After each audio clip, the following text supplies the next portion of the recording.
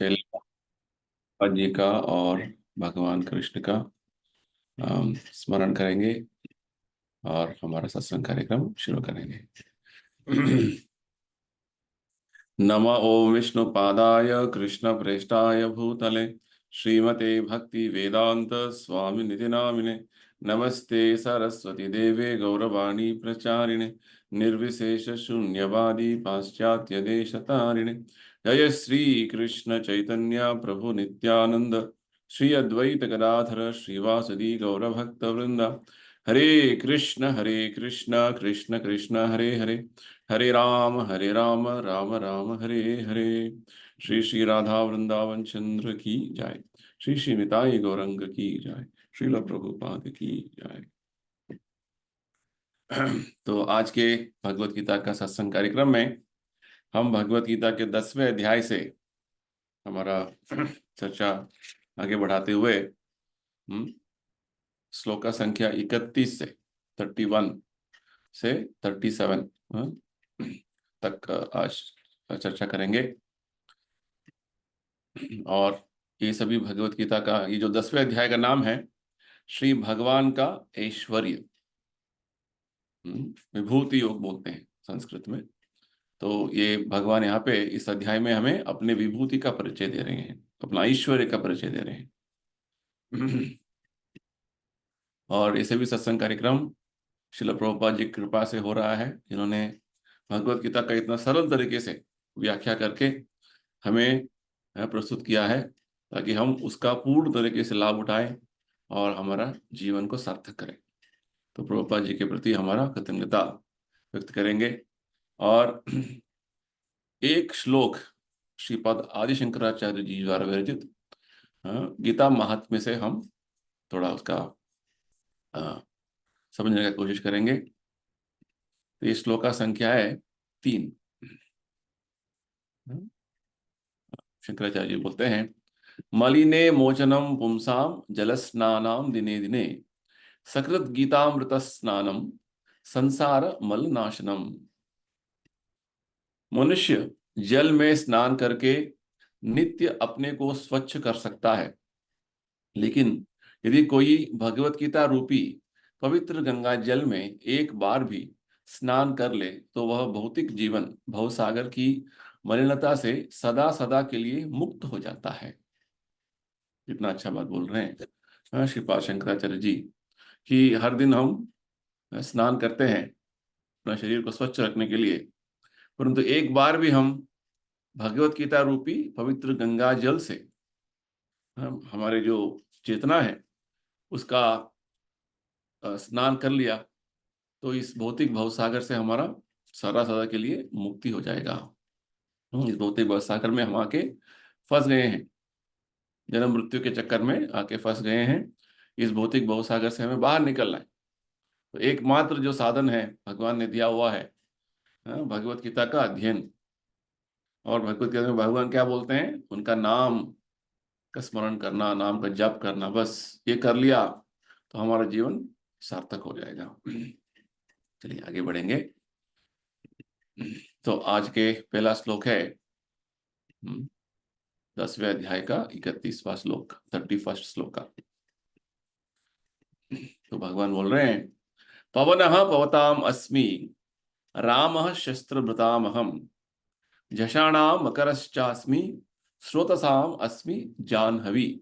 जैसे जैसे मैं पढ़ रहा हूँ, दिखा रहा हूँ, आप भी अपने सामने भगवत गीता यथारूप का ग्रंथ रखिए और देखते रहिए, ताकि आपको भी थोड़ा संस्कृत जैसे बोल रहे हैं थोड़ा आपको सुनना है और थोड़ा उसको फॉलो करना है। पवनः पवताम अस्मि रामः शस्त्रभृताम अहम झषाणाम मकरश्चास्मि स्रोतसाम अस्मि जाह्नवी। तो भगवान कृष्ण बोल रहे हैं, समस्त पवित्र करने वालों में मैं वायु हूं, शस्त्रधारियों में राम, मछलियों में मगर तथा नदियों में गंगा हूं। तो इस अध्याय में हम अध्ययन कर रहे हैं भगवान अपना विभूतियों का परिचय दे रहे हैं। क्यों दे रहे हैं? क्योंकि अर्जुन ने विशेषकर ये निवेदन किया हुआ था, भगवान, मैं तो आपका आध्यात्मिक दिव्य स्थिति के पूर्ण तरीके से मुझे परिचय हो गया है, परंतु मुझे ये इच्छा है कि आगे जाकर के भविष्य में बहुत सारे ऐसे लोग हैं जो आपका स्थान का ठीक से जो है वो समझ नहीं पाएंगे और बहुत सारे चुनौतियां देंगे कि भगवान निराकार है, भगवान की शक्तियां नहीं है, भगवान इस भौतिक संसार में नहीं है। इस तरीके से निराकारवादी और आस्तिक लोग आएंगे, तो उनको आगे जाकर के भविष्य में समझाने के लिए और उनका ठीक तरीके से ज्ञान वृद्धि करने के लिए मैं निवेदन करूंगा कि आप इस भौतिक संसार में किस तरीके से अपने शक्तियों के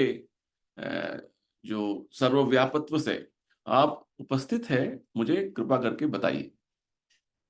तो भगवान बताते हैं कि मैं तो हर जगह मौजूद हूं और मेरा शक्ति असीम है, अपार है।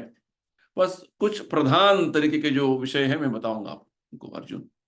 तो भगवान अभी बताने लगे हैं, जैसे हमने पिछले श्लोकों में देख रहे थे, आयुधानाम अहम वज्रम, धेनु नाम अस्मि कामधुक। जो इंद्र के पास वज्र आयुध है वो मैं हूं, और गायों में सुरभि गाय जो है वो मैं हूं, और कंदर्प, कंदर्प यानी कि काम देवता, जो वास्तव में काम देवता स्त्री पुरुष के बीच में आकर्षण उत्पन्न करता है। और ये स्त्री पुरुष के बीच में आकर्षण तभी होना है जब संतान का उत्पत्ति होना है, तो वो काम देवता मैं हूं, भगवान बोलते हैं। सर्पाणाम अस्मि सागर वासुकी, सर्पों में वासुकी हूं। इस तरीके से भगवान बोलते हैं, प्रहलादश्चास्मि दैत्यानाम, दैत्यों में मैं प्रहलाद हूं। प्रहलाद भगवान के महान भक्त थे। और जो दमन करने वालों के जो सबसे बड़ा दमन करने वाला जो शक्ति है वो काल में हूं। और जो जंगलों में पशु होते हैं उसका राजा मृगेंद्र यानी कि सिंह, सिंह वो मैं हूं। और पक्षी नाम, पक्षियों में वैनतेय यानी कि गरुड़ में हूं। इस तरीके से इस भौतिक संसार में जो सबसे शक्तिशाली, सबसे भव्य, सबसे असाधारण जो जो उसका प्रदर्शन हो रहा है, शक्ति का, सौंदर्य का, उसका वैभव का, उसका ऐश्वर्य का, भगवान बोलते हैं वो प्रतिनिधि मैं हूं, उसका प्रतिनिधि मैं हूं। यानी कि वो मेरे से ही वो शक्ति उत्पन्न हो रहा है, भगवान बोल। तो यहाँ पे अभी जो श्लोक हमने अभी अभी पढ़ा, उसमें भगवान बोल रहे हैं, पवन पवताम अस्मि। पवन यानी कि वायु, वायु जो है हर जगह को पवित्र कर देता है ना। तो जैसे ही हम एक ऐसे जगह से गुजर रहे हैं, यहाँ पे बहुत सारा गंदगी पड़ा हुआ है, कूड़ा पड़ा हुआ है, बहुत सारा बदबू निकल रहा है। जोर से एक हवा आएगा तो वो पूरा गंदगी, जो गंदे हवा जो है वो निकल जाएगी। तो ये वायु का एक शक्ति है। इसलिए भगवान बोल रहे हैं, पवन पवताम अस्मि। सबसे जो है पवित्र करने वाला जो वायु मैं हूं, और समस्त पवित्र करने वालों में जो है मैं वायु हूं। और दूसरा बात बता रहे हैं भगवान, राम शस्त्र बतामहम। विशेषकर भगवान यहाँ पे कृष्ण रामचंद्र का जो है अवतार का प्रस्ताव कर रहे हैं। जो भगवान रामचंद्र कौन है? भगवान रामचंद्र वास्तव में भगवान यहाँ पे इंडिकेशन दे रहे हैं, इधर सूचना दे रहे हैं कि वो भगवान कृष्ण के ही अवतार थे। ब्रह्मा जी अपने प्रार्थना में बोलते हैं, रामादिमूर्तिषु कला नियमेन तिष्ठन् नानावतारम करोद भुवनेषु किंतो। तो राम, नरसिंह, वामन, और अन्य बहुत सारे लीला अवतार जो आए हैं, रामादि मूर्तिषु कला नियमेन तिष्ठन् नानावतारम, अलग अलग अवतार जो आए हैं वो सब भगवान कृष्ण गोविंद के ही अवतार हैं। गोविंदमादि पुरुषम तमहम भजामि। तो ये हमें शास्त्रों से और शास्त्र के अधिकृत जो प्रमाण से जो अधिकार रखते हैं, जैसे ब्रह्मा जी, नारद मुनि, ये हमें बता रहे हैं। तो भगवान कृष्ण भी यहाँ बता रहे हैं कि राम, रामचंद्र का जो अवतार हुआ था वो स्वयं भगवान कृष्ण के अवतार हैं। और यहाँ पे क्या बोल रहे हैं रामचंद्र के बारे में? शस्त्रधारियों में श्रेष्ठ।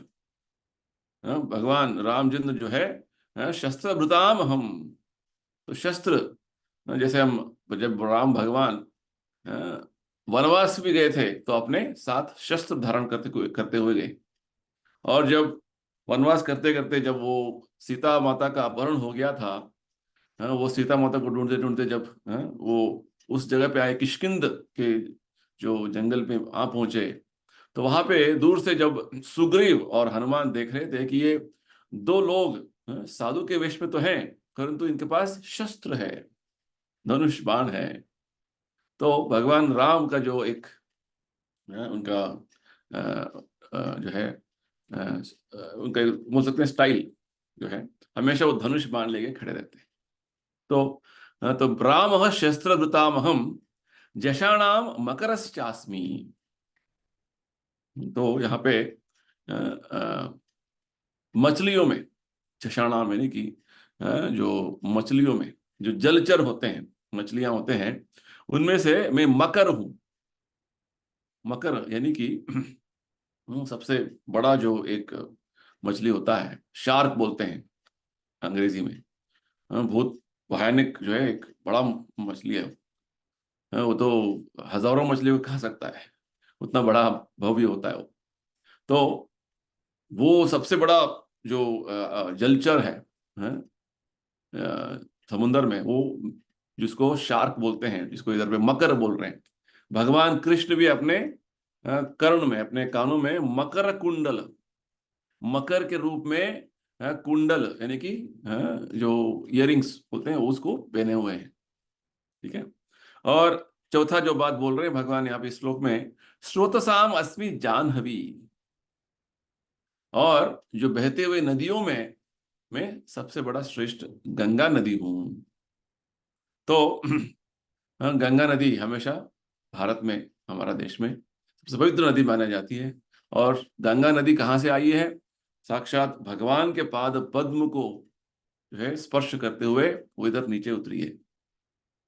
वो तो कारण जल है वास्तव में। जब वामन देव का अवतार हुआ था, वामन देव ने अपने एक पांव ऊपर उठाया तो ब्रह्मांड के जो आवरण है वो छिद्र हो गया, और वहां से कारण जल उनके पाद पद्मों को स्पर्श करते हुए नीचे आया। वही है गंगा जल। तो भगवान बोल रहे गंगा जल जो है वास्तव में मैं हूं।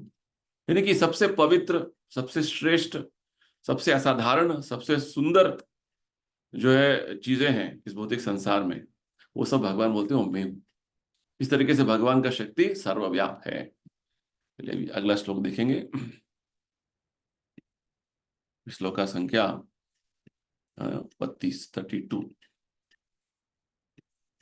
भगवान बोलते हैं, सर्गाणाम आदिरंतश्च मध्यम चैवाहम अर्जुन, अध्यात्म विद्या विद्यानाम वादः प्रवदताम हम। हे अर्जुन, मैं समस्त सृष्टियों का आदि, मध्य और अंत हूं।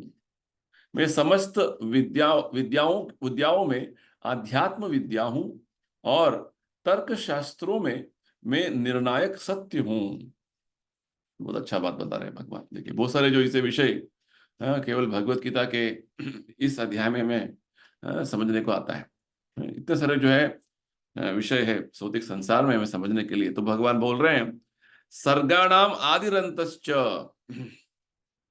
इस भौतिक संसार का सर्ग यानी कि सृष्टि हुआ है, तो सृष्टि का आदि, सृष्टि का मध्य और सृष्टि का अंत स्वयं भगवान बोल रहे हैं मैं हूं। तो वास्तव में भगवान का बोलने का ये अर्थ है कि जब भौतिक संसार का सृष्टि होना था, तो भगवान ने आध्यात्मिक आकाश के एक कोने में लेट गए, महाविष्णु के रूप में उनका एक विस्तरण है भगवान कृष्ण का।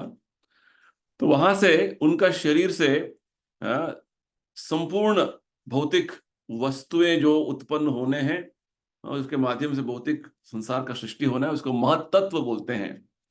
वह उसका जो सृष्टि महाविष्णु के शरीर से हुआ। हाँ, तो इस कारण उसके बाद जो है अगला तरीके का जो सृष्टि होना था, हाँ, वो ब्रह्मा जी से होता है। और विष्णु, हाँ, क्षीरोदकशाय विष्णु, गर्भोदकशाय विष्णु उसका स्थिति करते हैं, हाँ, उसका मेंटेन करते हैं, और अंत में भगवान शिव उसका विनाश करते हैं। यानी कि ब्रह्मा विष्णु शिव वास्तव में ये सब भगवान कृष्ण से ही उत्पन्न होते हैं। जैसे भगवान ने क्या बताया इसी अध्याय में, हाँ, अहम सर्वस्य प्रभवः। हाँ, सभी तरीके के देवताएं, सभी तरीके के ऋषिगण, हाँ, सब मेरे से ही उद्गम हुए हैं। हम आदि ही देवानाम। देखिए इस अध्याय का जो है वो सारे श्लोक इतना महत्वपूर्ण है। हमें केवल इस अध्याय को अच्छी तरीके से समझने से बहुत सारे हमारा माइंड में जो क्वेश्चंस हैं, प्रश्न हैं, वो निकल जाते हैं। कौन बड़े हैं? हमेशा सनातन धर्म, हिंदू धर्म में लोगों का जो है कंफ्यूजन रहता है कि वो भी भगवान है, ये भी भगवान है, ये देव नहीं, देव भगवान तो एक ही है, बहुत सारे अन्य देवताएं हैं। तो गीता का अध्ययन करने से हमें देवता कौन है, भगवान कौन है, उसका स्पष्ट चित्रण मिल जाता है। तो भगवान स्पष्ट बोल रहे हैं, ये भौतिक संसार का सृष्टि के लिए भगवान कृष्ण का एक विस्तरण है जिसको बोलते हैं विष्णु, पुरुषावतार। 3 तरीके के विष्णु हैं, उनका सृष्टि हुआ और उनका जो है विस्तरण हुआ, और उसके बाद ब्रह्मा विष्णु महेश्वर की सृष्टि जो है उनका सृष्टि हुआ, अवतार हुआ। तो इस तरीके से भगवान ही सृष्टि का आदि, सृष्टि से पूर्व भगवान थे। मध्य यानी कि सृष्टि का जब स्थिति होना है भगवान ही उसको संभालते हैं। और सृष्टि का अंत, जैसे हमने 8वें अध्याय में सुना हुआ है, भगवान क्या बोलते हैं, जब ब्रह्मा जी का रात आता है तो समस्त जीवात्मा अपना शरीर जो त्याग करके वो विष्णु के जो है पेट में समा समा जाते हैं, चले जाते हैं। और जब फिर से ब्रह्मा जी का दिन शुरू होता है, फिर से उनको वही शरीर जो जिस प्रकार उनका अंत हुआ था, वही शरीर उनको फिर से मिलेगा। और इस तरीके से सृष्टि का जो है स्थिति का जो परिस्थिति आगे बढ़ता है। तो ये बात गीता के 8वें अध्याय में भगवान हमने बताया हुआ। तो इस सृष्टि का आदि और इस सृष्टि का जो पालन पोषण करना, मध्य और सृष्टि का अंत, सब भगवान भगवान के विस्तरण के माध्यम से ही होते हैं। तो सर्गाणाम आदिरंजश्च मध्यम चैवाहमेव अर्जुन अध्यात्म विद्या विद्यानाम। 9वें अध्याय में हमने राज विद्या जिसका नाम है, भगवान ने क्या बोला था, राज विद्या राजगुह्यम पवित्रमिदम उत्तमम। यानी कि ये जो ज्ञान है भगवान प्रदान करने वाले हैं इस भगवत गीता में, ये राज विद्या, ये सबसे बड़ा श्रेष्ठ विद्या है। सबसे बड़ा श्रेष्ठ विद्या क्या है? हाँ, भक्ति ज्ञान। भक्ति का जो है संपूर्ण तरीके का जो ज्ञान है उसको राज विद्या भगवान बोलते हैं। तो यहाँ पे विशेषकर बोल रहे हैं अध्यात्म विद्या विद्यानाम। आध्यात्मिक ज्ञान जो भगवान के बारे में, परमात्मा के बारे में, जीवात्मा के बारे में ज्ञान है, तो वो सभी तरीके के जो वैदिक ज्ञान है, जैसे वेद, 4 वेद है, वेदांत सूत्र है, पुराण है, और सबसे श्रेष्ठ पुराण जिसको बोलते हैं श्रीमद् भागवतम, और स्वयं ये भगवत गीता जिसका अध्ययन हम कर रहे हैं, ये वास्तव में आध्यात्मिक विद्या हमें देते हैं, ब्रह्म विद्या देता है। तो इस तरीके से ये ब्रह्म विद्या, यानी कि ब्राह्मण, मैं आत्मा हूं, मैं शरीर नहीं हूं, मैं जड़ वस्तु नहीं हूं, ये ज्ञान ये सभी शास्त्रों के माध्यम से पता चलता है। तो इस तरीके से ये सब भगवान के प्रतिनिधि हैं, ये सभी शास्त्र, जिसमें हम भगवान कृष्ण और हमारा वास्तव अस्तित्व का ज्ञान प्राप्त कर सकेंगे। तो भगवान बोल रहे हैं अध्यात्म विद्या विद्यानाम वादः प्रवरताम हम। और तर्क जो करते हैं, तर्क शास्त्री उनको बोलते हैं, लॉजिशियन। तो बहुत सारे जो उनका वाद विवाद चलता है, तर्क तर्क तर्क के जो है अलग अलग तरीके के कुछ बातें हैं। तो प्रभुपाद जी बोलते हैं जब तर्क में आप कुछ सबूत प्रस्तुत करेंगे उसको बोलते हैं जप, और तर्क के माध्यम से दूसरे प्रतिद्वंद्वी को आप जब हराना चाहते हैं उसको बोलते हैं वितंड। और जब तर्क का जो निर्णय, जब जब जो है अंतिम निर्णय उसको जो प्रस्तुत करते हैं, उसको जो है वो सत्य जो है, उसको यहाँ पे भगवान बोलते हैं वाद। कितना सारे चीजें, कितने सारे बातें जो है हमें पता चलता है केवल गीता के इस अध्याय के अध्ययन करने से। तो वाद यानी कि तर्क का निर्णायक जो बात है, तर्क हो गया, उसके बाद निर्णय क्या है, कंक्लूजन। तो भगवान बोल रहे हैं वाद प्रवरताम हम। वाद विवाद बोध हो गया, तो तर्क का अंतिम निर्णय क्या है, तो भगवान बोलते हो मैं हूं। ठीक है। तो अहम अहम देखिए, अब थोड़ा एक शब्द का जो है प्रयोग भगवान बार बार कर रहे हैं हर श्लोक में। वहां भगवान बोल रहे हैं अहम अस्मि, अहम यानी कि मैं हूं, मेरा शक्ति है। तो ये बात हमें इधर ध्यान से देखना है। तो यानी कि वास्तव में भगवान बोल रहे हैं अंत में निर्णायक सत्य जो है वो भगवान है। ये सभी शास्त्रों में सभी साधु संतों ने इस निर्णय पर आए हैं कि भगवान ही वास्तव सत्य है। चलिए आगे नेक्स्ट श्लोक का देखेंगे, श्लोक का संख्या 33। तो यहाँ पे भगवान बोलेंगे, बोल रहे हैं अक्षराणाम अकारोस्मि द्वंद्व सामासिकस्य च अहम एवाक्षयो कालो धाताहम विश्वतो मुखः। इसका अनुवाद, अक्षरों में मैं आकार हूं और समासों में द्वंद्व समास हूं। मैं शाश्वत काल भी हूं और स्रष्टाओं में ब्रह्मा हूं। तो भगवान बहुत अच्छी बातें बता रहे हैं इसमें, थोड़ा बहुत टेक्निकल है।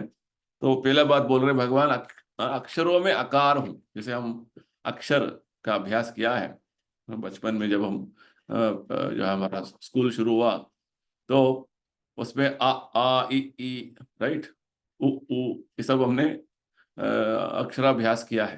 तो अक्षरों में सबसे पहला अक्षर क्या है, अ, है ना। तो भगवान बोलते हैं आकार जो अक्षरों में है वो तो शुरुआत होता है वो मैं हूं। तो प्रभुपाद जी समझाते हैं ये आकार जो है संस्कृत का पहला जो शब्द है, पहला जो अक्षर है। तो ये सभी वैदिक साहित्यों का पहला अक्षर है आकार। तो आकार के बिना जो है दूसरा कुछ शब्द ही नहीं हो सकता है ना। तो ये शब्दों का शुरुआत है आकार। तो इस तरीके से भगवान बोलते हैं वो आकार मैं हूं। जो अक्षरों में जो शुरुआत का जो अक्षर है वो मैं हूं। और द्वंद्व सामासिक अस्य च, संस्कृत में बहुत सारे द्वंद्व शब्द हैं, इसको समास बोलते हैं इस व्याकरण में। तो भगवान बोल रहे हैं जैसे समास यानी कि दो शब्द मिलकर एक शब्द हो जाता है, जैसे राम कृष्ण, ये इसको द्वंद्व समास बोलते हैं। तो भगवान बोलते हैं ये सब तरीके के द्वंद्व समास जो है वो मैं हूं, द्वंद्व सामासिक भगवान बोल रहे हैं। और अहम एवाक्षयो कालो, बहुत अच्छा बात बता रहे हैं काल के बारे में।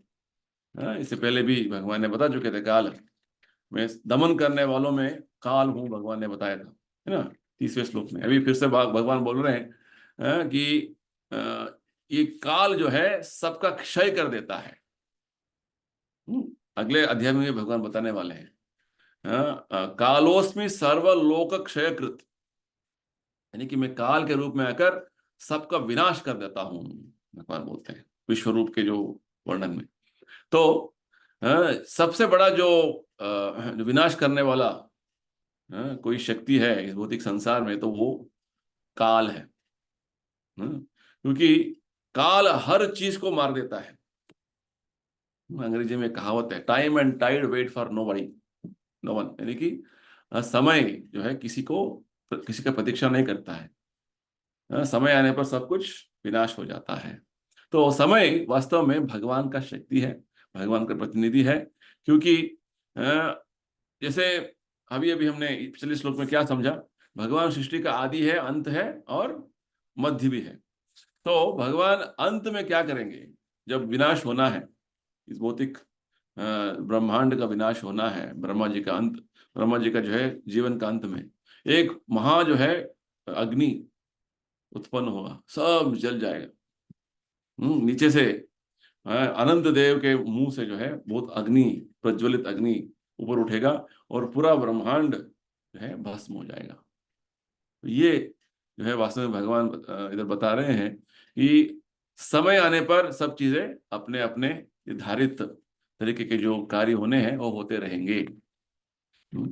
तो इस तरीके से अहम एवाक्ष काला और धाता हम विश्वतो मुखः, और जो इस भौतिक संसार में सृष्टि करता है, हाँ, तो ब्रह्मा जी, ब्रह्मा जी के विश्वतो मुखः, हाँ, जैसे हमारे जो ब्रह्मांड, हम जिस ब्रह्मांड में रहते हैं, बताया जाता है कि सब ये सबसे छोटा ब्रह्मांड है, और यहाँ के ब्रह्मांड का जो ब्रह्मा जो है उनका 4 मुख है, चतुर्मुख, और इससे और बड़े बड़े ब्रह्मांड भी है। जैसे कुछ ब्रह्मांड इतने बड़े हैं कि उस ब्रह्मांड के हिसाब से ब्रह्मा जी के उतना सिर होते हैं, वो 8 सिर भी हो सकता है, 16 सिर भी हो सकता है, हाँ, 50 भी हो सकता है, 100 भी हो सकता है, 1000 और करोड़ भी हो सकता है। देखिए इतना बड़ा, इतने सारे सिर हो सकते हैं। तो ये काल्पनिक नहीं है, ये वास्तविक है। हमें एक बहुत अच्छा प्रसंग लीला का वर्णन आता है, चैतन्य महाप्रभु समझाते हैं भगवान के ऐश्वर्यों के बारे में समझाते हुए सनातन गोस्वामी को। एक बार ऐसे हुआ कि भगवान कृष्ण द्वारका में अपना शासन कर रहे थे। तो इस ब्रह्मांड का जब ब्रह्मा, चतुर्मुख ब्रह्मा भगवान से मिलने के लिए आए, तो द्वार पे आए, तो द्वारपालक ने बताया भगवान कृष्ण को द्वारका में कि ब्रह्मा जी आए। तो ब्रह्मा जी ने फिर से पूछा उस द्वारपालक से, कौन सा ब्रह्मा? तो फिर से आके ब्रह्मा जी से बोला। ब्रह्मा जी सोचने लगे मेरे अलावा और कोई दूसरा है क्या? तो नहीं नहीं, बोलो भगवान को चतुर्मुख ब्रह्म, इस ब्रह्मांड का ब्रह्म आया हूं। तो गए उधर अंदर, तो बुलाया, अंदर गए। जैसे ही ये चतुर्मुख ब्रह्म अंदर जाके भगवान के जो है नतमस्तक जो है अपना नमस्कार करने लगे, अपना सिर झुकाने लगे, और उठाते समय जो है देख रहे हैं कि बहुत सारे ब्रह्मा आए हैं, जिनका ना केवल 8 सिर है, 16 सिर है, 50 है, 100 है, 1000 है, लाख है, करोड़, इतने सारे ब्रह्मा जो बड़े बड़े सिर सिर के साथ आए हुए हैं। ब्रह्मा, ये चतुर्मुख ब्रह्मा देखकर उनको लग रहा है कि मैं छोटा सा एक कीड़ा हूं, इतना है, मेरा केवल 4 सिर है, ये तो इतने बड़े बड़े, इतना सारा सिर है। जिसे हमने सुना है रामायण में, दशानन, यानी कि रावण का 10 सिर था। तो हमें शास्त्रों से ये ज्ञान होता है कि जितना बड़ा ब्रह्मांड है उतना सारा उनके उतना सिर होते हैं ब्रह्मा जी के। यानी कि वास्तव में हमें समझने से, बड़ा संस्था है, बड़ा कंपनी है, तो बहुत सारे लोग काम करते हैं, ना जो है चाहिए। उसी प्रकार ब्रह्मा जी जो है हर ब्रह्मांड का मुख्यस्थ, जैसे बोलते हैं प्रेसिडेंट, अध्यक्ष, उसको ब्रह्मा बोलते हैं। ब्रह्मा कोई आदमी का नाम नहीं है, ब्रह्मा एक एक पदवी है, एक उपाधि है। ठीक है। तो ब्रह्मा अलग अलग जीवात्मा उस पद पर आ सकते हैं, तो ब्रह्मा के अलग अलग सिर हो सकते हैं, है ना, वो सभी वास्तव में अलग अलग ब्रह्मांड के उस वो जो है अध्यक्ष हैं। तो भगवान बोलते हैं ये ब्रह्मा वास्तव में उनका ही प्रतिनिधि है। जो भगवान ने क्या बोला था, नारायण नाम से नराधिपा, मैं नरों में, यानी कि साधारण जनता के बीच में जो है एक राजा होता है ना, राजा जब शासन करता है, वो राजा वास्तव में मेरा प्रतिनिधि है, भगवान बोलते हैं 27वें श्लोक में। इस तरीके से हमें इन सभी विषयों को समझना है और भौतिक संसार को इस दृष्टिकोण से देखना है, ये इंपॉर्टेंट है। ठीक है, चलिए आगे आगे बढ़ेंगे। अगला श्लोक है 34, 30वां श्लोक। हाँ, ये तो बहुत सुंदर श्लोक है, बहुत अच्छा इंपॉर्टेंट महत्वपूर्ण श्लोक है, समझना है इसको। मृत्यु सर्वहरश्चाहम उद्भवश्च भविष्यताम कीर्तिर श्रीर वाक्च नारीणाम स्मृतिर्मेधा दधि क्षमा। भगवान बोल रहे हैं, मैं सर्वभक्षी मृत्यु हूं और मैं ही आगे होने वालों को उत्पन्न करने वाला हूं। स्त्रियों में मैं कीर्ति, श्री, वाक, स्मृति, मेधा, धृति तथा क्षमा हूं। तो इस श्लोक में जो शब्द आ रहा है, जो एक पहले जो वाक्य आ रहा है, मृत्यु सर्वहरस चाहम, ये सबसे महत्वपूर्ण ये जो वाक्य है, हमें समझना है। तो वास्तव में मृत्यु हर व्यक्ति को उसका सामना करना है ना। तो भगवान बोलते हैं वो मृत्यु में हो, और मृत्यु का जो स्वरूप क्या है, मृत्यु सर्वहरस चाहम, मृत्यु जो है सब कुछ हरण कर लेता है। सर्वभक्ष यानी कि सब कुछ खा लेता है। जैसे प्रज्वलित अग्नि में कुछ भी डालेंगे सब कुछ वो भस्म हो जाता है, कुछ ही समय में कुछ भी नहीं रहता है ना। ठीक उसी प्रकार भगवान बोलते हैं मृत्यु के रूप में आकर मैं सब कुछ हरण कर लेता हूं। जैसे बताते हैं, जैसे ही एक व्यक्ति का जन्म होता है तो हर क्षण उसका मृत्यु हो रहा है ना। तो मृत्यु उसे उसका जीवन का हर क्षण ले रहा है, और जैसे ही एक ऐसा समय आएगा कि उसको अपने इस शरीर को छोड़ के दूसरा शरीर लेना है, तो उसको बोलते हैं मृत्यु। तो वास्तव में भगवान क्या बोल रहे हैं, मृत्यु में हूं। हाँ? तो इस भौतिक संसार में हमें समझना है कि हर जीवात्मा को एक दिन मृत्यु प्राप्त करना है, और मृत्यु, किसी का मृत्यु देखेंगे तो हमें इस श्लोक का याद आना है। हाँ, भगवान ही मृत्यु है। कभी कभी सोचते हैं मृत्यु हो गया, नहीं, भगवान ही, हाँ, भगवान ही उसका शरीर का जो है देह त्याग करवाया है, भगवान ही वो भगवान है। मृत्यु जो है भगवान है। ये कितना अच्छा बात भगवान बता रहे हैं। उद्भवश्च भविष्यताम। इस भौतिक संसार में हर जीवात्मा 6 तरीके के विकारों से गुजरता है। उसका जन्म होता है, उसका जीवन जो है, जो शरीर बढ़ता बढ़ता बड़ा होता है, कुछ समय तक वो जिंदा रहता है, उससे बहुत सारे उत्पन्न होते हैं, जैसे बच्चे होते हैं, और धीरे धीरे उसका शरीर जो है क्षीण होता जाता है और एक दिन मृत्यु हो जाता है ना। तो इसमें सबसे जो पहला चीज है उद्भव, यानी कि जन्म लेना, जो है माता के गर्भ से जन्म लेना, भगवान बोलते हैं वो जन्म भी मैं हूं। कि पहले भगवान ने क्या बोला, मृत्यु में हूं, अभी भगवान बोल रहे हैं उद्भव, यानी कि जन्म भी मैं हूं, क्योंकि जन्म मृत्यु दोनों भगवान है, समझना है। तो जन्म का जो जो जो व्यवस्था भगवान किया हुआ है, भगवान ने किया है भौतिक संसार में, भगवान बोलते हैं मैं हूं। इस बहुत महत्वपूर्ण बातें हैं, समझना है। किसी का जन्म हुआ है तो भगवान कृपा से वो जन्म हुआ है, किसी का मृत्यु होता है तो भगवान के हाथ से ही, भगवान के माध्यम से ही हुआ है। ये जन्म मृत्यु हमारे हाथ में नहीं है, ये बात हमें समझना है। तो भगवान बोल रहे हैं, जैसे ही जन्म होता है एक व्यक्ति का, आगे जाकर के उसका जो अगला जो कार्य है, जीवन में आगे बढ़ने का, उसका वो शुरुआत हो जाता है। तो जन्म से शुरू होता है ना।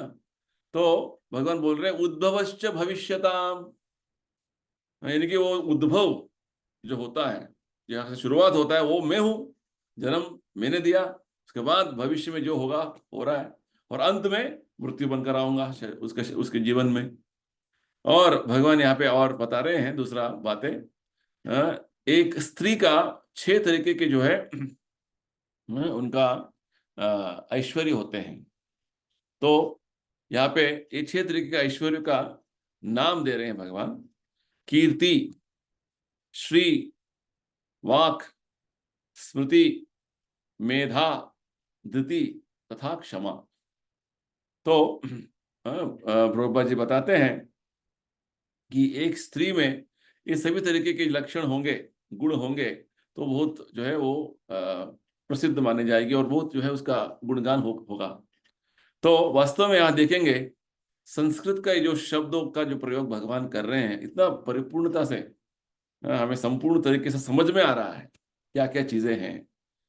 तो वास्तव में स्मृति, स्मृति यानी कि याद रखना, ये जो भगवान के जो वाक्य हैं, मृत्यु सर्वहरश्चाहम, मैं मृत्यु के रूप में सब कुछ हरण कर लेता हूं, सर्वभक्ष मैं मृत्यु हूं। तो ये कितना जो है एक तरीके से कितना अच्छा समझ आ जाता है हमको तुरंत।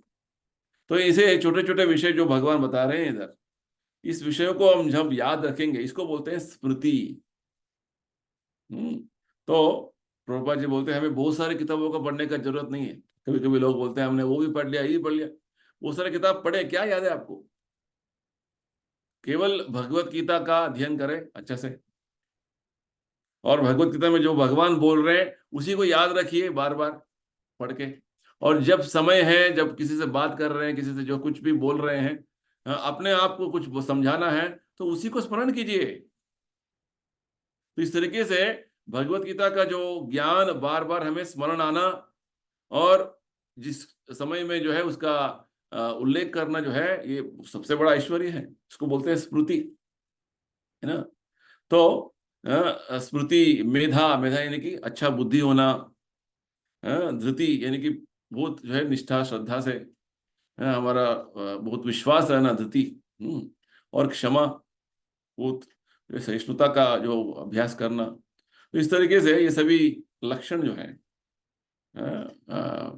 हमें उसको डेवलप करना है। ठीक है, चलिए नेक्स्ट आगे बढ़ेंगे। 35वां श्लोक, 35वां श्लोक।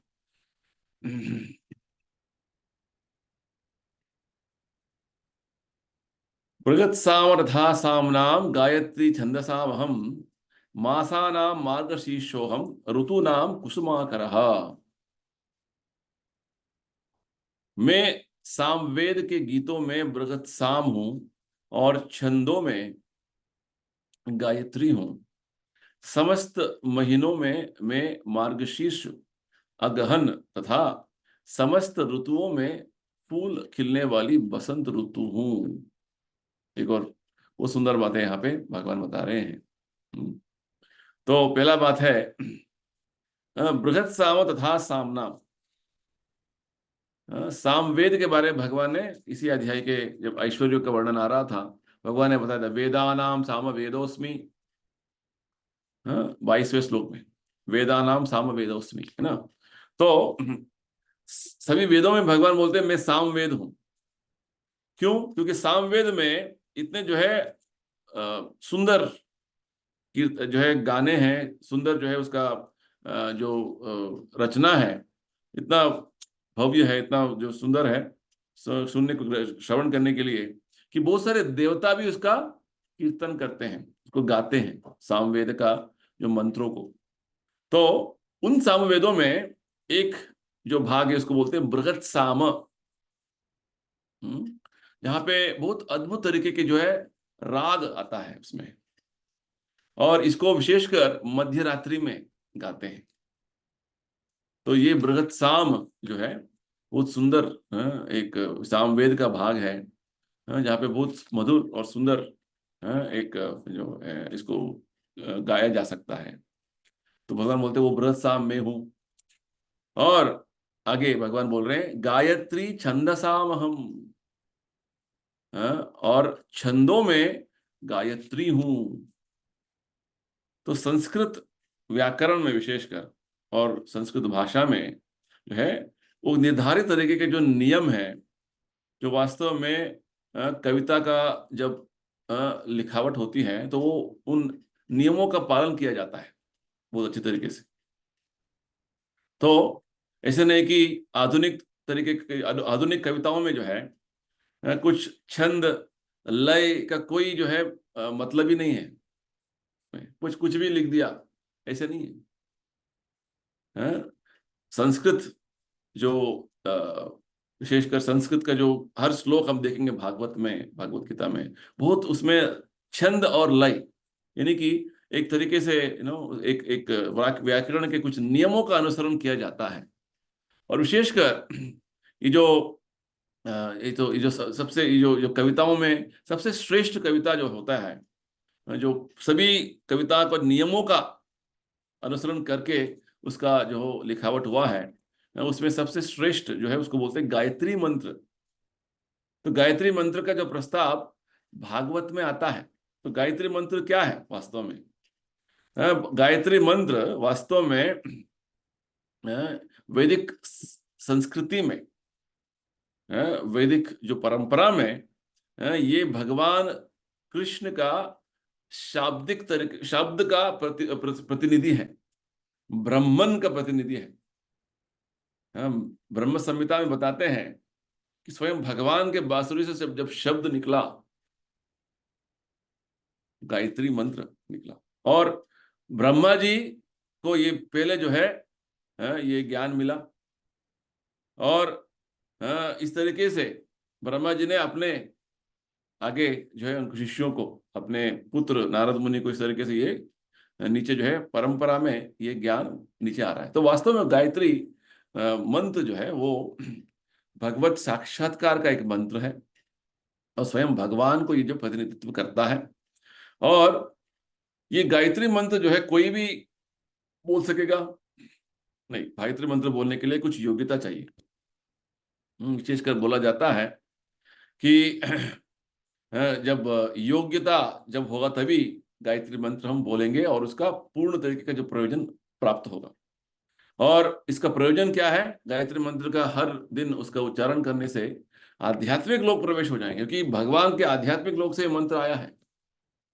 तो पहले उसको जब उसका उच्चारण करने के लिए अर्हता योग्यता प्राप्त करना है। जैसे प्रभुपाद जी इस हरे कृष्ण आंदोलन में, इस्कॉन आंदोलन में पहले जो आते हैं भक्तों को, जो दीक्षित होना चाहते हैं, उनको पहले हरे नाम देते हैं, हरे कृष्णा मंत्र का दीक्षा देते हैं। और उसके बाद जब वो हरे कृष्णा मंत्र जप करके थोड़ा और जो है शुद्धिकरण उनका हो जाएगा, और कुछ सत्व गुण के जो है कुछ लक्षण दिखेंगे उनको, तभी उनको जो है गायत्री मंत्र देते हैं। तो ऐसे नहीं कि गायत्री मंत्र श्रेष्ठ है, यस, गायत्री मंत्र का अपना स्थान है, फिर भी इस कलयुग में विशेषकर हरिनाम का महत्वपूर्ण स्थान है। गायत्री मंत्र करें नहीं करें, हरे कृष्ण मंत्र का जो जप तो करना ही है। तो यहाँ पे विशेषकर भगवान यहाँ पे एक जो प्रस्ताव कर रहे हैं जो है, वो गायत्री मंत्र जो है एक शास्त्रोक्त तरीके का एक मंत्र है, जिसका उच्चारण हर व्यक्ति नहीं कर पाएगा, नहीं करना है, क्योंकि उसका एक तरीका है, उसका एक विधि है। वैदिक मंत्रों का ये एक वैशिष्ट्य है, हमें समझना है कि हर व्यक्ति कोई भी वैदिक मंत्र को उच्चारण नहीं करेंगे। उसका करने का जो एक छंद लय होता है, उसके हिसाब से करना पड़ता है, और उसे एक शास्त्रोक्त तरीके से परंपरा में उसको हमें मंत्र प्राप्त होना है। हरिनाम में ऐसे कुछ नियम नहीं है। चैतन्य महाप्रभु बोलते हैं, नाम नाम अकारी बहुधा निज सर्वशक्ति तत्रार्पित नियमित स्मरणे न काला। भगवान के हरिनाम में कोई ऐसे कुछ नियम नहीं है, कब क्या करें, कैसे हम जप करें, कभी भी हम जप करेंगे, कर सकते हैं। तो ये बात है। तो इस तरीके से भगवान हमें गायत्री मंत्र का जो महत्व यहाँ पे बता रहे हैं। और आगे भगवान बोल रहे हैं, मासा नाम मार्ग शीर्षोहम। मार्ग शीर्ष ये संस्कृत का जो है मास यानी कि महीने का जो एक नाम है, जो वास्तव में हमारे नवंबर दिसंबर के साथ वो जुड़ता है। क्योंकि इस महीने में क्या होता है, इन महीनों में कि लोग खेती में सभी तरीके के जो धान्य है इकट्ठे करते हैं, ताकि धान्य रेडी है, धान्य जो है तैयार है निकालने के लिए और इकट्ठे करने के लिए और उसका इस्तेमाल करने के लिए। तो लोग बहुत आनंद में रहते हैं। तो भगवान बोलते हैं उस वो महीना जिस महीने का नाम है मार्ग शीर्ष, नवंबर दिसंबर, वो मैं हूं। और आगे भगवान बोल रहे हैं, ऋतुओं में, ऋतु नाम कुसुमा करहा, ऋतुओं में मैं वसंत ऋतु हूं। वैदिक जो कैलेंडर के हिसाब से 6 तरीके के ऋतुएं हैं। तो वसंत ऋतु जो है पहला जो ऋतु आता है, जो वास्तव में अप्रैल से लगभग मई तक, यानी कि मार्च अप्रैल मई तक जो आता है, 3 महीने, उसको बोलते हैं वसंत ऋतु। जहाँ पे ज्यादा गर्मी भी नहीं है, ज्यादा ठंडी भी नहीं है। और उस महीने में हम देखेंगे हर जगह पे, हर पेड़ में, हर वृक्ष में, हर पौधे में फूल ही फूल है ना। वो सारे फूल होते हैं। और इसी इन्हीं इन्हीं महीनों में बहुत सारे जो है उत्सव मनाए गए, मतलब भगवान कृष्ण के बहुत सारे उत्सव भी मनाए जाते हैं। तो माना जाता है कि ये जो महीना है, ये जो वसंत मास जो है, ये बहुत आनंददायक एक ऐसा जो है ऋतु है। और ये भगवान कृष्ण बोलते हैं, ये मैं उसका प्रतिनिधित्व, मैं ही वो हूँ, मैं उसका प्रतिनिधि हूँ, भगवान बोलते हैं। वो मास जो है, वो ऋतु जो है, भगवान का प्रतिनिधित्व करता है। तो अभी अ, वसंत मास चला गया, वसंत ऋतु चला गया, अभी हम ग्रीष्म ऋतु का भी अनुभव कर लिया हमने, है ना। जो गर्मी का मौसम, अभी क्या चल रहा है, वर्षा ऋतु। वर्षा ऋतु चल रहा है, उसके बाद शरद ऋतु आएगा, इसके बाद हेमंत ऋतु आएगा, और फिर से शीत ऋतु आएगा, है ना। तो इस तरीके से 6 ऋतुओं का, ऋतु ऋतु यानी कि सीजन, हम्म ये बदलता जाता है, एक साइकिल में, चक्र में जाता है, चलता रहता है। तो भगवान बोल रहे हैं, देखिए कितना सारा विषय भगवान बता रहे हैं। मास, ऋतु, छंद, और वेदों का ज्ञान दे रहे हैं सब। किसी को कुछ पता नहीं है आजकल के समय में। आगे बढ़ेंगे। अगला श्लोक है 36वां श्लोक। द्यूतम चलयताम अस्मि, तेजस्विनामहम, जयोस्मि व्यवसायोस्मि, सत्वम सत्ववताम अहम। भगवान बोल रहे हैं, मैं छलियों में युवा हूं, और तेजस्वियों में तेज हूं, मैं विजय हूं, साहस हूं, और बलवानों का बल हूं। तो यहाँ पे भगवान 5 विषय बता रहे हैं। तो क्या क्या बोल रहे हैं, कि बहुत सारे जो छल करने वाले होते हैं इस संसार में, है ना, पूरा संसार में बहुत सारे छल करने वाले हैं, जो धोखा देने वाले हैं। तो सबसे बड़ा धोखा देने का जो एक एक विधान है, वो जुआ खेलना, है ना। और भगवान बोलते हैं, वो जुआ मैं हूं। देखिए भगवान क्या बोल रहे हैं, छलियों में मैं छल हूं, द्यूतम चलयताम अस्मि, जुआ हूं, छलियों में मैं जुआ हूं। और यानी कि भगवान क्या समझाना चाहते हैं, कि आप बहुत बुद्धिमान समझकर भगवान को भी जो है छल करना चाहते हैं, तो आप भगवान से छल नहीं कर पाएंगे। जैसे हिरण्यकशिपु ब्रह्मा जी से ऐसे वर मांग लिया उसने, कि मुझे आकाश में, जमीन में, पानी में, कोई दूसरे देवताओं में से, दानवों से, कोई मनुष्य, कोई जो है इस तरीके से मनुष्यों से, किसी की जो है तरीके, किसी तरीके से कोई अस्त्र से मुझे, मेरा मृत्यु नहीं होना है, ब्रह्मा जी। तो ब्रह्मा जी ने तथास्तु बोल दिया। तो वास्तव में छल कर रहा था वो, है ना। हिरण्यकशिपु वो सोच रहा था कि बहुत बुद्धिमान हूं। तो भगवान ऐसे स्वरूप में आए हैं, वो नहीं बोल सकते कि वो मृग है, पशु है, वो मनुष्य है, यानी कि उनका आधा शरीर जो है मनुष्य का था, और उनका सिर सिंह। और भगवान ने ऐसे अस्त्र से हिरण्यकशिपु का वध किया, अपना नाखून से। कभी नाखून अस्त्र हो सकते हैं? नहीं, वो सोचा भी नहीं था उसने।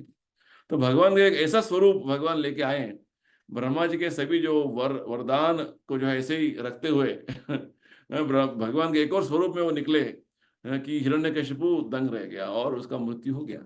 भगवान ने उसका मृत्यु कर दिया। तो प्रभुपाद जी समझाते हैं, साधारण व्यक्ति सोच रहा होगा, मैं बहुत बड़ा जो है बुद्धिमान हूं, मैं छल कर सकता हूं भगवान से, तो संभव नहीं है। जब भगवान किसी के साथ जो है आप छल करना चाहते हैं, भगवान इतना और बुद्धिमान है कि आप भगवान को हरा नहीं सकते हैं। तो ये बात है। देखिए भगवान का जो व्यक्तित्व है, वो सर्वांगीण, यानी कि हर तरीके से हम देखेंगे, तो ऐसे नहीं कि वो भगवान खाली अच्छे हैं, नहीं, सभी चीजें जो संसार में हम देख रहे हैं, उन सभी तरीके का जो चीजें हैं भगवान में उपस्थित है, इसीलिए तो इस संसार में सब चीजें हैं। और भगवान बता रहे हैं इधर, मैं तेजस्वियों में तेज हूं। वो सबसे बलशाली शक्तिशाली जो लोग होते हैं, उसका तेज भगवान बोलते हैं वो मैं हूं। और जब विजय, किसी का विजय होता है, जयोस्मी, वो विजय वास्तव में भगवान है। देखिए कितना अच्छा बात बता रहे हैं। तो और जो बहुत सारे लोग साहस करते हैं, बहुत परिश्रम करते हैं बड़े बड़े कारखाना खोलने में, बड़े बड़े जो बिजनेस चलाने में, तो भगवान बोलते हैं सबसे बड़ा जो साहसी मैं हूँ। और भगवान आगे बता रहे हैं कि सबसे बलवान व्यक्ति में सत्वम सत्ववतामहम। तो भगवान का जब लीला का जब हम थोड़ा उसका अध्ययन करेंगे, तो ये सभी जो लक्षण हैं जो भगवान यहाँ बता रहे हैं, सबसे बड़ा बलशाली मैं हूँ, सबसे बड़ा जो है साहसी मैं हूँ, सबसे जो कुछ भी विषय में विजय भगवान का ही होता है ना। तो वास्तव में भगवान को कोई भी जो है हरा नहीं सकता। इसलिए भगवान को क्या बोलते हैं? असम ऊर्ध्व। भगवान का समान कोई नहीं, भगवान के ऊपर कोई नहीं। यानी कि भगवान को कोई भी व्यक्ति भगवान को छल करके भाग नहीं सकता है। भगवान का जो तेज है, उससे कोई भी उससे ज्यादा उसका तेज नहीं हो सकता है। भगवान से और विजयी कोई नहीं बन सकता है, और भगवान से और साहसी कोई नहीं बन सकता है। इस तरीके से भगवान का जो शक्ति अपार असीम है, ये बात हमें समझना है। तो इस श्लोक से भगवान हमें यही बात समझा रहे हैं। चलिए आज का हम अंतिम श्लोक का अध्ययन करेंगे। 37वां श्लोक। वृष्णीनाम वासुदेवोस्मि, पांडवानाम धनंजय, मुनीनाम अप्यहम व्यासः, कविनाम उशना कविः। मैं वृष्णि वंशियों में वासुदेव हूँ और पांडवों में अर्जुन हूँ। मैं समस्त मुनियों में व्यास तथा महान विचारकों में उशना हूँ। ठीक है, तो यहाँ भगवान बता रहे हैं भगवान का जन्म वृष्णि परिवार में हुआ था। तो वृष्णियों में सबसे श्रेष्ठ जो व्यक्ति है वो भगवान कृष्ण, जिनका दूसरा नाम है वासुदेव। तो वासुदेव वास्तव में भगवान का एक विस्तरण है। जैसे भगवान के पहले जो विस्तरण है बलदेव, और बलदेव से चतुर्व्यूह आता है, वासुदेव संकर्षण प्रद्युम्न अनिरुद्ध। ये सभी शास्त्रों में हमें बताया गया है। तो ये इसको बोलते हैं पहला चतुर्व्यूह। तो इस तरीके से जब भगवान कृष्ण तो अपने निज स्वरूप में वृंदावन में रहते हैं, हमेशा गोलोक वृंदावन में, वृंदावनम न परित्यज्य पादम एकम न गच्छति। भगवान विष्णु कृष्ण वृंदावन छोड़ कभी नहीं जाते हैं। तो दूसरे जो जगह पे भगवान गए बोलते हैं, हाँ वो भगवान के दूसरे जो है विस्तरण है। जैसे वासुदेव विस्तरण, वो जाते हैं द्वारका में, मथुरा में, वहां पे लीला करते हैं। तो ये है। और दूसरा बात भगवान बोल रहे हैं, पांडवों में मैं धनंजय हूं, क्योंकि धनंजय अर्जुन जो है वास्तव में इतना पराक्रमी, इतना प्रसिद्ध था यहाँ पे, इसलिए भगवान अर्जुन के सारथी बने हुए हैं। तो सबसे श्रेष्ठ व्यक्ति था, योद्धा था अर्जुन। तो वो भगवान का प्रतिनिधि है। ये सब यानी कि भगवान ये बोलना चाहते हैं कि सबसे बड़ा साहसी, सबसे अद्भुत, सबसे जो है असाधारण जो शक्तिशाली व्यक्ति है वो मैं हूं। वो सब शक्ति कहाँ से आ रहा है? भगवान ही दे रहे हैं। तो पांडवानाम धनंजय, पांडवों में अर्जुन मैं हूं। और तीसरा विषय भगवान बोल रहे मुनि नाम अप्यहम व्यासः। मुनियों में जो सबसे बड़े विद्वान जो संत महात्मा हैं, जो वैदिक ज्ञान में परिणत है, उनमें से व्यास देव सबसे श्रेष्ठ माने जाते हैं, क्योंकि वेदों का जो ज्ञान उन्होंने अलग अलग तरीके से हमें प्रदान किया हुआ है। वेदों का जो है उनको बांटा है उन्होंने, और फिर से उसको समझाया है, और फिर से वेदांत सूत्र यानी कि वेदों का सार वेदांत सूत्र में दिया है। और वेदांत सूत्र के बाद उन्होंने हमें पुराणों को दिया है। उसी वेदांत सूत्र का जो है उसका भाष्य दिया है श्रीमद् भागवत के रूप में। तो वास्तव में वेद व्यास जो है वो भगवान के एक अवतार है, शक्त्यावेश अवतार बोलते हैं। भगवान कृष्ण का अवतार है। ठीक है। तो इन मुनियों में भगवान बोलते हैं मैं व्यास हूं।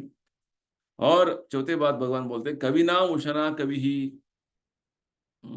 तो कवि, कवि यानी कि जिसका सोच विचार जो है इतना बलवान है कि बहुत सारा अच्छी तरीके से उसका जो है विश्लेषण करते हुए वो सोच सकते हैं, किसी विषय में पूर्ण तरीके से विश्लेषण कर सकते हैं, उसको कवि बोलते हैं।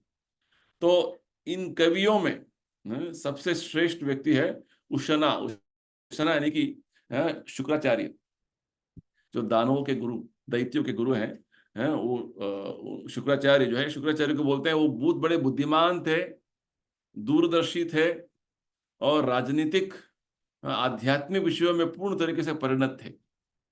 इसे हम देखते हैं, एक लीला है भागवत में, जब भगवान विष्णु एक ब्राह्मण के, छोटे ब्राह्मण के रूप में आए, वामन के रूप में बलि महाराज के पास दान मांगने के लिए, तुरंत शुक्राचार्य बलि महाराज को सूचना देने लगे, ये साधारण व्यक्ति नहीं है, ये स्वयं भगवान आए हैं।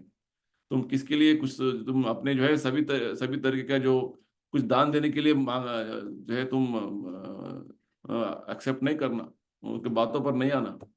सब वो सारे विचार बताने लगे, क्योंकि शुक्राचार्य को उतना दूरदृष्टि था, वो दूरदर्शी थे, बहुत बुद्धिमान थे, सभी विषयों को जानते थे, अच्छे तरीके से परामर्श कर सकते थे। तो ये जो शुक्राचार्य का जो ये जो है उनका पांडित्य है और उनका जो ज्ञान है, भगवान बोलते हैं वो भगवान का ही एक प्रतिनिधि है। देखिए, सबसे अच्छे, सबसे बुरे, सबसे श्रेष्ठ, सब भगवान का ही प्रतिनिधि है। ये बात इस इन श्लोकों से हम सब समझ रहे हैं। ठीक है, तो हम यही समाप्त करेंगे। आगे इस अध्याय में कुछ और श्लोक हैं, इसको इसके साथ ये अध्याय अगले हमारे जो सत्संग कार्यक्रम है हम इसको संपूर्ण करेंगे। ठीक है, तो किसी को कुछ प्रश्न है, कुछ पूछना है तो आप, हाँ बोलिए आरती जी। हरे कृष्णा। हरे कृष्ण प्रभु जी। प्रभु जी, बोलिए। आज का क्लास बहुत अच्छा लगा, बहुत ही अच्छा। जी जो प्रभु जी, आज जो ब्रह्मा जी के बारे में बता रहे थे कि ब्रह्मा जी कोई ये नहीं, मतलब देव नहीं है, योग्यता है हाँ, ये ये पदवी जो है, पद है, हाँ बोलिए। पदवी है। हाँ, हाँ, या तो उन्हीं के बारे में कुछ बताइए ना, वही कुछ पूछना चाह रही थी, बाकी तो। ठीक है, अच्छी बात है। तो ब्रह्मा, इंद्र, सूर्य, ये किसी का नाम नहीं है। ये जी एक एक पोस्ट, जी यानी कि जैसे प्राइम मिनिस्टर, प्रधानमंत्री, ये तो एक एक पदवी है ना। हाँ, एक उपाधि है। हाँ जी, हाँ जी प्रभु जैसे चीफ मिनिस्टर, चीफ जी। मिनिस्टर हर 5 साल में बदलते रहते हैं। तो जी जी ब्रह्मा भी एक तरीके का पद है, जहां पे एक बहुत बड़ा पुण्य आत्मा है। जैसे भागवत में बताते हैं, कोई एक जीवात्मा जी 100 जन्मों तक इतना उसने वैदिक शास्त्रों का जो है पूर्ण तरीके से उसे पालन किया है, वो पुण्यात्मा है, जी। वो ब्रह्मा बन सकता है 100 जन्मों अच्छा जी। तक। ठीक है, इस तरह के बहुत सारे वर्णन है शास्त्रों में। तो वास्तव में ब्रह्मा और अलग अलग देवताएं जो है, ये देवता का जो नाम है, ये जो पद जो हम बोलते हैं, उपाधियां बोलते हैं, ये बदलते रहते हैं। कब बदलते हैं? जैसे ब्रह्मा जी का एक दिन का वर्णन हमने समझा हुआ है 8वें अध्याय में। ब्रह्मा जी के एक दिन क्या है? 1000 चक्रों का 4 युग, सत्य युग, त्रेता युग, द्वापर युग और कल युग। अभी हम कल युग में हैं। ठीक है, इन हाँ। 4 युगों का 1000 चक्र जो होते हैं, ये ब्रह्मा जी का एक दिन, यानी कि 12 घंटे। अच्छा ओ, बहुत बड़ा है ब्रह्मा जी का दिन, एक दिन। तो ऐसे ब्रह्मा जी का रात भी होता है। इसी तरीके से 1000 चक्रों का 4 युगों का 1000 चक्र, देखिए कितना बड़ा है। तो एक दिन, ब्रह्मा के एक दिन में 14 मनु आते हैं। ठीक है, तो 14 मनु, एक एक मनु का जैसे 1000 को आप 14 से उसको विभाजन करेंगे, डिवाइड करेंगे, तो कितना होता है? लगभग 71 जो है चक्र आ जाते हैं 4 युगों का, हर मनु के समय में। जी। तो उस मनु का जो समय होता है उसको तो बोलते हैं मनवंतर। ठीक है, तो हमारा जो समय चल रहा है अभी, हम 7वें मनवंतर में हैं, यानी कि 7वें मनु के समय में हैं। इस 7वें मनु का जो विषय भगवान बताते हैं इधर गीता के 4थे अध्याय में, देखिए पहला श्लोक क्या बोलते हैं? इमं विवस्वते योगम प्रोक्तवान हम अव्यजम। मैंने पहले बार गीता का जो ज्ञान है, योग ज्ञान जो है, मैं विवस्वान सूर्यदेव को दिया था। और सूर्यदेव का नाम क्या है? विवस्वान। सूर्य जो ग्रह में जो देवता है उसका नाम है विवस्वान, यानी कि इस मनवंतर का, 7वां मनवंतर का सूर्यदेव का नाम है विवस्वान। विवस्वान ने अपने मनु, जिसका नाम है वैवस्वत मनु, उसको दिया। और इस तरीके से, तो ये बात मैं क्यों बोल रहा हूँ, ये समझने के लिए कि हर मनवंतर जब आ जाता है, देखिए हर मनु का समय आ जाता है, उस समय में पूरा जो है उनका जो देवताओं का पोजीशन बदल जाता है, यानी कि देवता अलग जीवात्मा आ जाते हैं, अलग जो है व्यक्ति आ जाते हैं। हर मनवंतर में ऐसा होता है। जैसे इलेक्शन होता है हमारा, हर 5 साल में बदलते हैं, मिनिस्टर बदलते हैं, चीफ मिनिस्टर बदलते हैं, प्राइम मिनिस्टर इस तरीके से हर मनवंतर में ये 6 तरीके के जो व्यक्तियां बदलते हैं।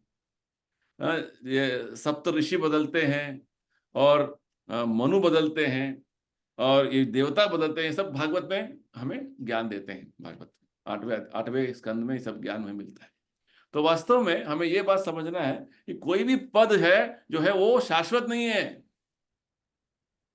ये कुछ समय के लिए है, भले ही वो जो है हमारा जीवित काल का और ज्यादा समय उनका जो है जीवन चल रहा है, अलग बात है। फिर भी कोई भी जो उपाधि है, कोई पद जो है वो शाश्वत नहीं है। हाँ, यही बात भगवान ने क्या बताया 8वें अध्याय में, आप ब्रह्मा का पद भी ले लिया, फिर भी आप ब्रह्म भुवनाल लोक पुनरावर्तिनो अर्जुन। अब ब्रह्मा का पद भी जी आपने ले लिया, फिर भी आपको पुनर्जन्म लेने का ही होगा। सबसे बड़ा बड़ा जो है पद भी लेंगे, भौतिक संसार में जन्म मृत्यु के चक्कर में फंसे रहेंगे, आपको बाहर निकलना है इससे। तो भगवान क्या बोलते हैं, माम एव ये प्रपद्यन्ते, केवल मेरा धाम आ जाना, तभी आपको इस भौतिक संसार के जन्म मृत्यु के चक्कर से मुक्ति मिलेगा, है ना, ये बात है। तो ये ब्रह्मा, इंद्र, चंद्र, 33 करोड़ देवताएं जो हैं, ये सब एक तरीके के पद हैं, और उसमें कोई भी जीवात्मा जा सकते हैं जिनका पुण्य है।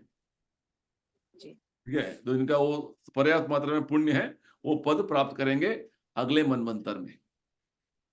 ठीक है, तो हमें देवता भगवत, इसलिए हमें जो है शास्त्रों में बताते हैं, विशेषकर चैतन्य महाप्रभु बताते हैं, मुझे कोई पद नहीं चाहिए, मुझे धन नहीं चाहिए, मुझे स्वर्ग नहीं चाहिए, मुझे नरक नहीं चाहिए, भगवान केवल आपके सेवा चाहिए। ये हमारा इच्छा होना है। कि देखिए अभी आजकल के समय में इलेक्शन होता है तो सब लोग, मुझे मुझे कौन सा मंत्री पद मिलेगा, मैं कहाँ जाऊंगा, मुझे कितना जो पावर मिलेगा, शक्ति मिलेगा, मुझे कितना पैसा मिलेगा, यही सोच में रहते हैं लोग, है ना। ये तो पॉलिटिक्स का छोड़ दीजिए, घर में भी हर व्यक्ति सोचता है कि मैं कब घर का जो है मुखिया बनूंगा। मेरा बात सब लोग को सुनना है, ना केवल घर में, एक सोसाइटी में, एक एक समुदाय में, सब लोग इसी में झगड़ रहे हैं, और इसी में जो है लोग सोचते हैं कि आगे आगे मुझे मुझे बड़ा आदमी बनना है। ये बड़ा आदमी जो है ये कब तक रहेगा? बड़ा आदमी, है ना, उसका जीवित समय में रहेगा, उसके बाद क्या होगा, ये बात। तो इसलिए हमें चैतन्य महाप्रभु और प्रभुपाद जी समझाते हैं, ये सब पद और ये सब जो है नाम, शक्ति, जो बल, ये सबसे कोई मतलब नहीं है हमको। केवल केवल भक्ति करो अच्छा से और आगे बढ़ो। जो भगवान देंगे शक्ति, भगवान जो है पद देंगे, वो आएगा, वो सेवा में उसको इस्तेमाल करें, बस। ठीक है। ओके, हरे कृष्णा। यानी और कुछ प्रश्न है? चलिए, अच्छी बात है। तो अभी 10वें अध्याय का और कुछ ही श्लोक हैं, अगले सत्संग कार्यक्रम में उसको संपूर्ण करेंगे। तो उसके बाद 11वां अध्याय बहुत अच्छा है, विश्वरूप का हम जो है उसका अध्ययन करेंगे। ठीक है, तब तक के लिए सबको धन्यवाद। जय श्री प्रभुपाद, हरे कृष्ण। हरे कृष्ण। हरे कृष्णा महाप्रभु, हरे कृष्णा।